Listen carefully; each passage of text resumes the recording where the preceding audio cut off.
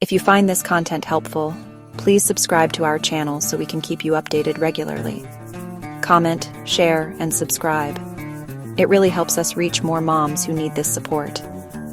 By the end of this video, you'll know exactly how to handle the overwhelming burnout that's affecting 70% of mothers today. If you're a stepmom feeling like you're drowning in responsibilities, constantly exhausted, and questioning whether you're doing enough, you're not alone. Today, we're diving deep into why this is happening and what you can actually do about it. Let's start with a statistic that might shock you but probably won't surprise you. 70% of mothers experience burnout weekly. That means if you're in a room with 10 moms, 7 of them are regularly hitting their breaking point. But here's what's even more concerning. Stepmoms face additional unique challenges that most research doesn't even account for. You're managing relationships with biological parents, navigating complex family dynamics, and often feeling like an outsider in your own home. The traditional advice for mom burnout, it doesn't work for stepmoms because your situation is fundamentally different. So before we talk solutions, let me share some real stories from women who've been exactly where you are right now. These aren't success stories yet. These are breaking point stories. Because sometimes, knowing you're not alone in hitting rock bottom is the first step to climbing back up.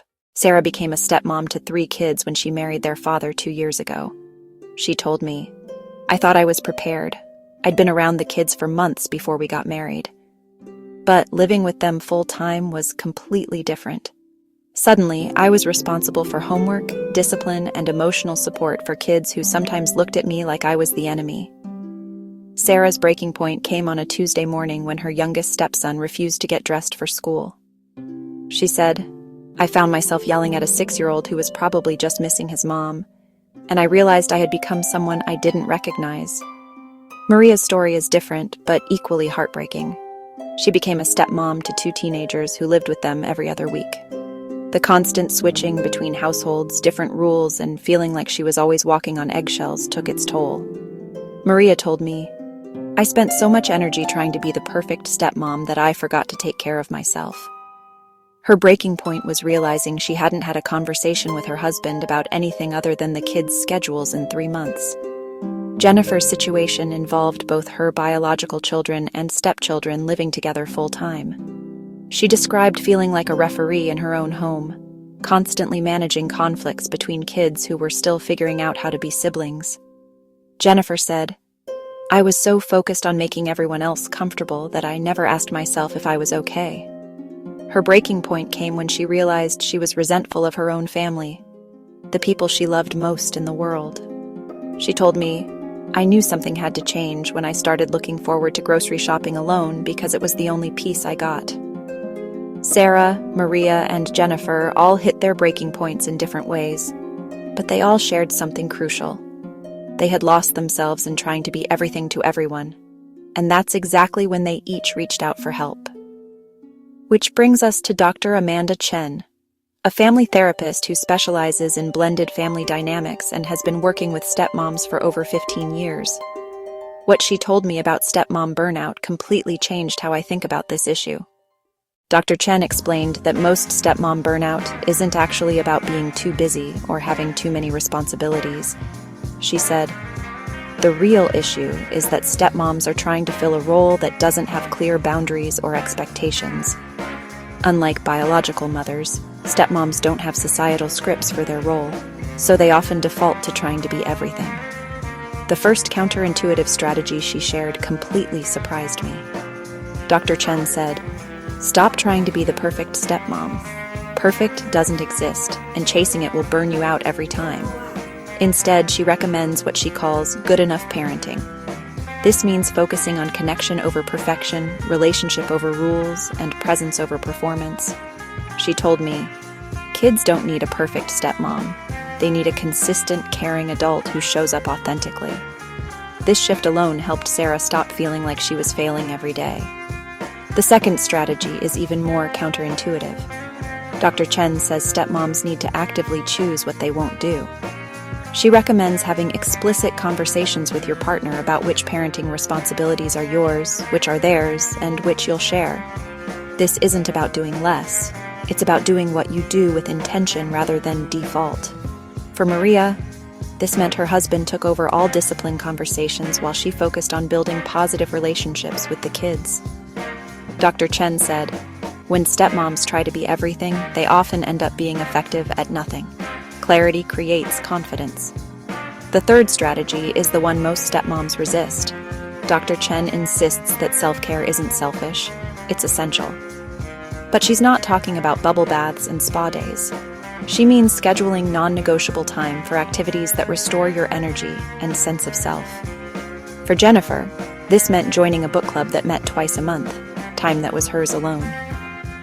Dr. Chen explained, "Stepmoms often feel guilty about taking time away from the family, but you can't pour from an empty cup." She said the goal isn't to escape your family, it's to return to them as your best self.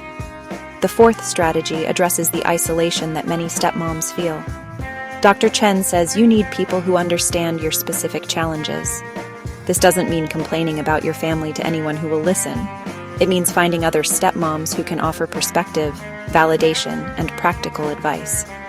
Whether it's online communities, local support groups, or even just one other stepmom friend, having people who get it makes all the difference. Dr. Chen told me, "Stepmoms often feel like they're the only ones struggling with these specific issues, but they're not alone." 6 months after implementing these strategies, Sarah's mornings look completely different. She told me, "I stopped trying to be their mom and started being their Sarah. It changed everything."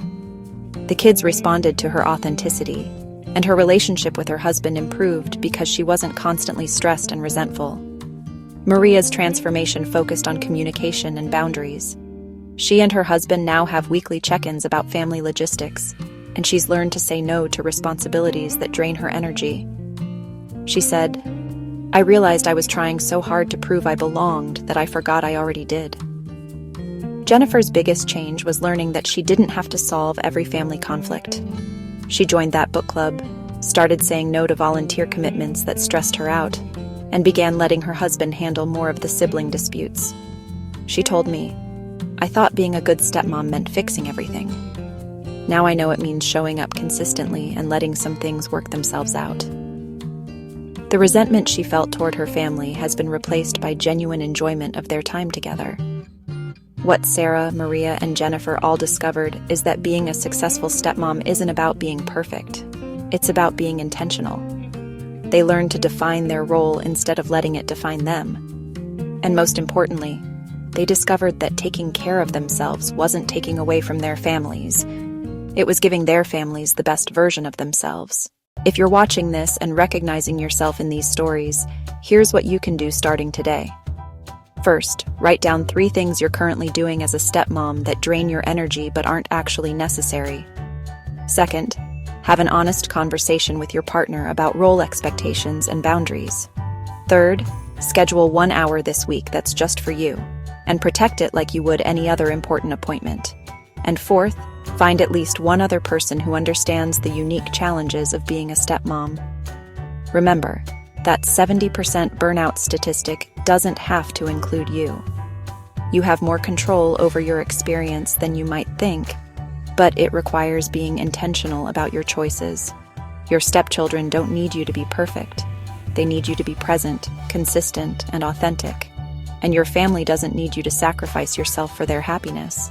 They need you to model what it looks like to take care of yourself while caring for others. Being a stepmom is one of the most challenging roles you'll ever take on, but it's also one of the most rewarding when you approach it with intention and self-compassion. You're not just surviving your role as a stepmom, you have the power to thrive in it.